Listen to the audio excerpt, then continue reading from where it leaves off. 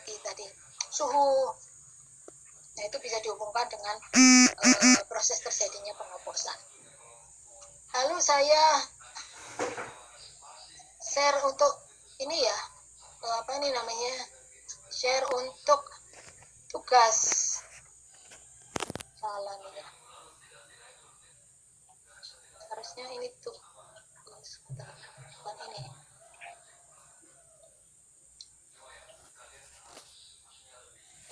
Ini yang lain ya, tugas microlink.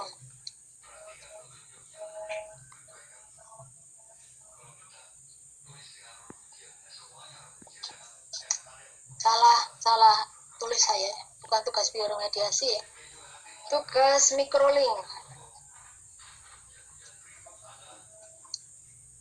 Tugas microlink adalah ini ya, jadi saudara kan punya kelompok, terus tugas microlinknya itu dikerjakan berkelompok. Satu kelompok kan dua orang ya, kemudian dipresentasikan tanggal ini 23 November. Lama presentasinya 20 menit termasuk tanya jawab. Nah, tugasnya adalah membuat makalah tapi nanti akan dipresentasikan. Isi makalah dan slide presentasinya adalah ini: pendahuluan mulai dari latar belakang, permasalahan dan tujuan, lalu metodologi yang dipakai dalam penelitian.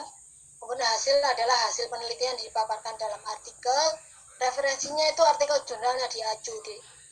Saudara mengacu jurnal mana, satu jurnal aja, ditulis di dalam makalah dan disertakan. Kalau saudara kirim ke saya harus disertakan artikel yang diacu. Nah, ini ketentuan tugasnya adalah ini ya. Artikel yang digunakan atau yang diacu dalam tugas adalah tentang pengolahan limbah PPCP ya, personal product care menggunakan mikroorganisme. Artikel yang diacu paling lama ini terbitan tahun 2016. Jumlah halaman maksimum pada makalah adalah 6 halaman A4 dengan margin ketentuan seperti ini. Lalu makalah dan slide presentasi dikumpulkan sebelum presentasi via email. Tugasnya dikumpulkan via email ke email saya. Kemudian pertanyaannya terkait ini.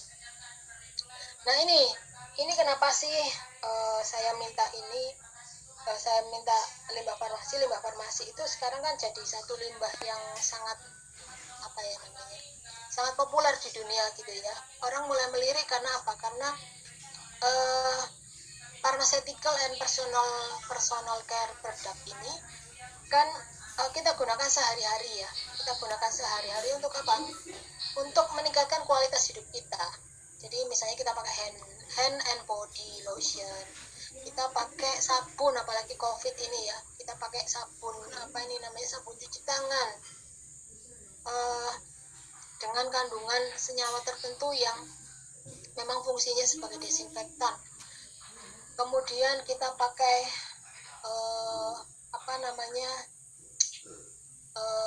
produk-produk untuk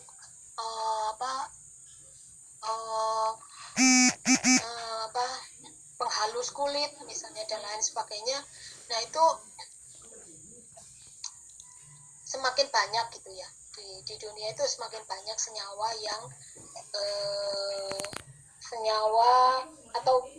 limbah yang dihasilkan yang mengandung senyawa tertentu yang berasal dari pharmaceutical and personal care products ini atau PPCP. Nah, apalagi untuk pengobatan ya, sekarang tidak hanya digunakan untuk manusia tetapi juga untuk hewan. Sehingga secara kontinu ini limbah PPCP ini keluar ke lingkungan.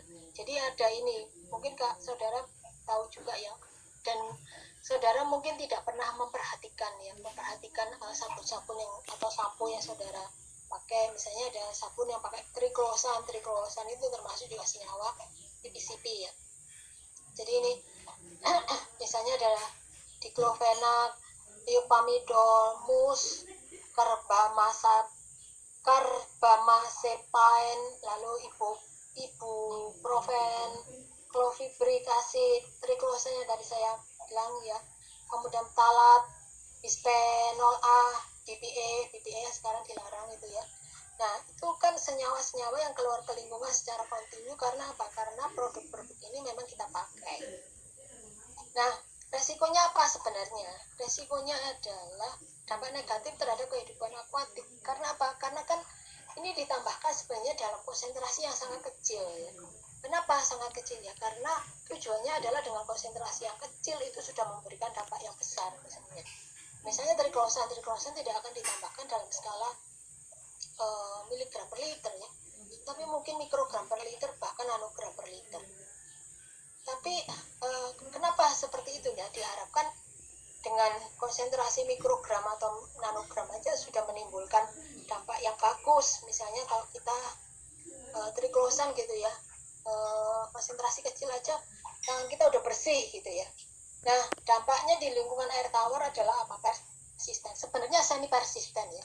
Dia itu dipercaya ada beberapa senyawa maksud saya yang sifatnya tuh pseudo persisten. Jadi setengah persisten gitu ya. Kadang bisa hilang gitu. Tetapi ditakutkan oleh para ahli adalah kalau misalnya dia terus-menerus kita berikan ke lingkungan gitu ya. Yang namanya persisten, nggak persisten ini lama-lama bisa persisten karena apa ya? Karena itu tadi terus menerus ditambahkan di dalam lingkungan gitu ya.